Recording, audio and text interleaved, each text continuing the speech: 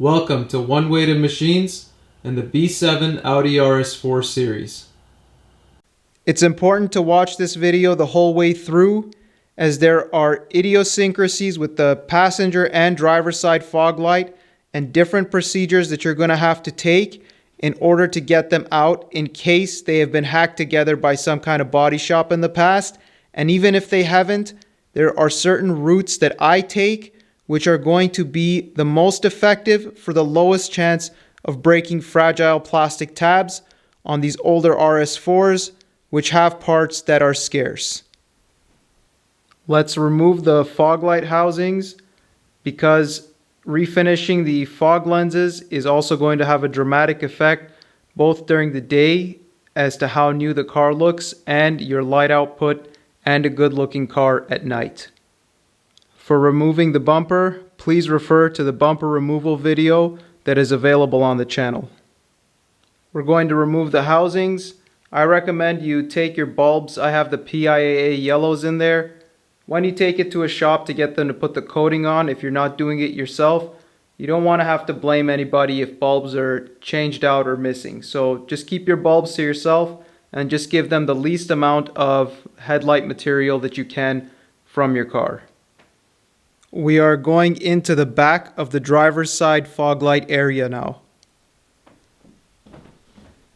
Push and release the clip for the electrical connector.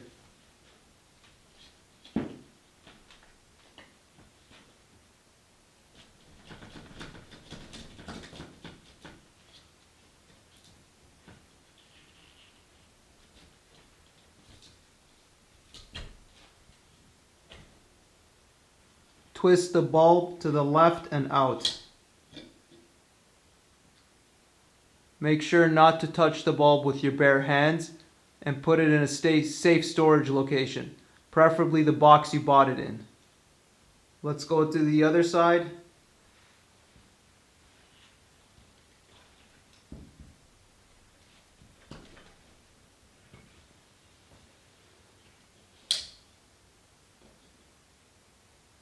Now carefully remove the fog light grills to expose the bolts.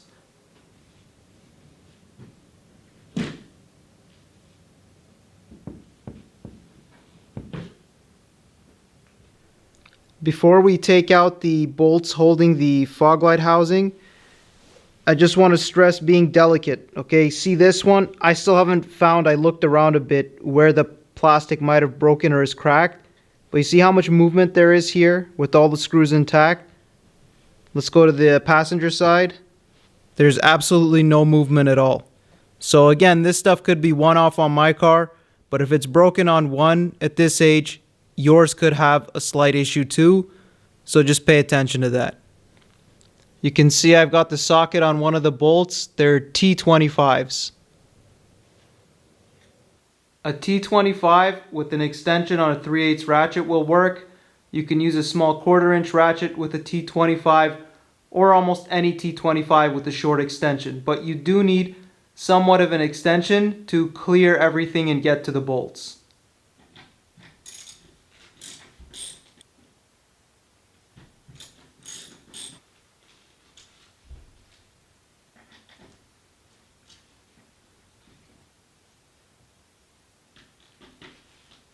Alright, so as we've seen so far in the lighting series, this car in accidents has had a zip tie friendly shop working on it.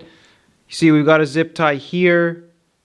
There might be things I might have to cut off that you don't, but it seems like this small Torx bolt is the only thing left holding it in.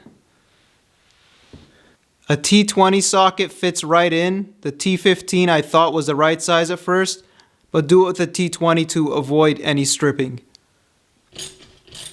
Reach in through with your left hand and hold the fog light housing, because you're most likely going to be working on concrete, not in a carpeted room, and you don't want this to fall forward and break the lens. So just hold this while you undo the rest of the bolt.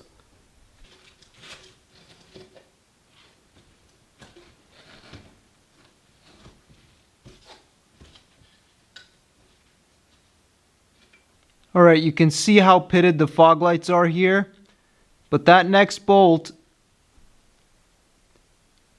doesn't even look like a bolt. It's an H6, so you either want to use an H6 Allen key in there or just an H6 socket with a short extension and a 3/8 ratchet. You want to hold your hand in from here at the back so it doesn't fall, or if you have the bumper off, just reach to the back in case it falls down once this screw is loose. Okay, you see that little T20 on the ground? That's the one that we took out of this little plastic bracket that holds that H6 in the front. If you do not remove this, that bolt will flex and break that plastic bracket. I almost just did that now because I put the T20 back because I thought I had taken an extra step. And as I was loosening it, it was on the verge of bending that bolt and breaking that plastic bracket. So do not make that mistake. Do this sequence with taking the T20 out, and then you can just thread this plastic piece off of the H6 bolt.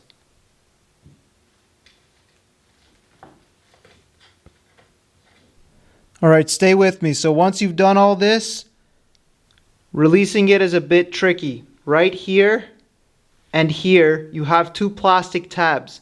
You need to push on these slightly and gently turn it out towards the street sides, towards the outside, the door of the car, until you can slide it out.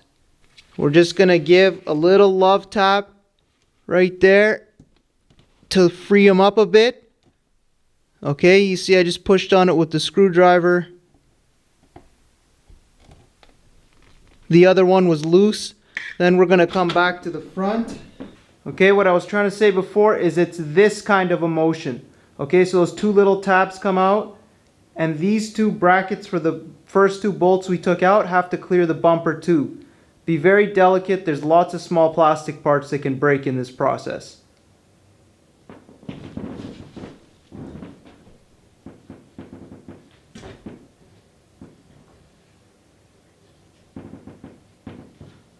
Right, so there's the housing out. The vent line is here. We're going to check that for any debris. It kind of just fell right off. But yeah, those are the steps you should take. Okay?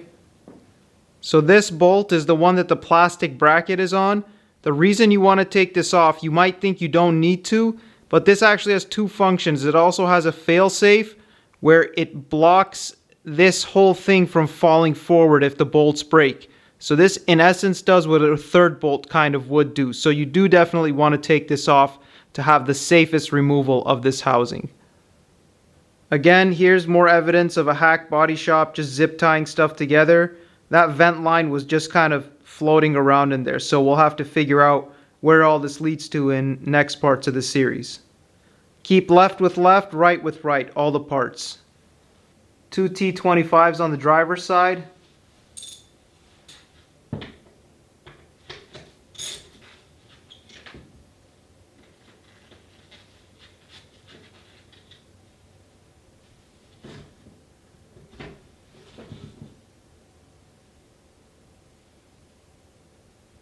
Did you guys see how easy that one came out? This is more body shop and hack work, okay? My car for some reason is turning out to be a great example of how easily you can, not me, but how easily a person can break plastic tabs on these German cars. The body shop or anybody else in the past who has worked on this bumper or this fog light did not just sheared off these two plugs that we had on the other side that I so carefully showed you how to remove. So see, if you're not gentle, here we have proof. Did you guys just see how easy that came out? Two bolts and boom, it popped out. It should not have been like that. Okay, these two have enough protrusion that this piece has a little bit of resistance on allowing this to fall out, and that makes taking out this little T20, it might not be 100% necessary, but this is the safest route, okay, for based on what your car is like and how you maneuver it. Because if you maneuver it bad, you could break something. So take the little T20 out, and then everything will come out smoothly. And mind the tabs. You saw that on the passenger side. Now up close you can see the heavy fogging on this fog light as well. Alright guys, so looking around this fog light housing a bit more, I wasn't going to say anything, but look at the bolts. They're body colored. This is poor body work, body shops that don't tape stuff off. Look at all the overspray on the body of this fog light housing. You see that? That's not proper body work right there. Look at that overspray. Somebody hacked all this stuff off. So I'm not making this stuff up. This is direct proof that people have not been careful with this in the past, and you could find this on your car. So just follow all the steps and be as careful and gentle as possible. You see something bending, go slow. Figure it out. So now we have these two added to our headlight restore series. Let's take a closer look at the differences between the two, okay? Both sides have their own little hack work thing going on from body shops in the past. The main thing I wanted to show though was, you see the passenger side one?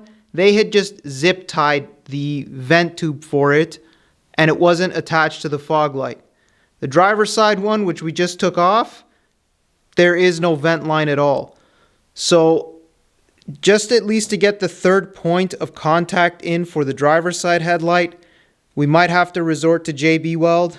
When it's hack work, you got to do hack work on top of it sometimes, okay? So we'll see what we do, but stay tuned for this series and we'll look into everything to make these fog lights work. Hopefully this video got you guys to take caution when you decide to do this.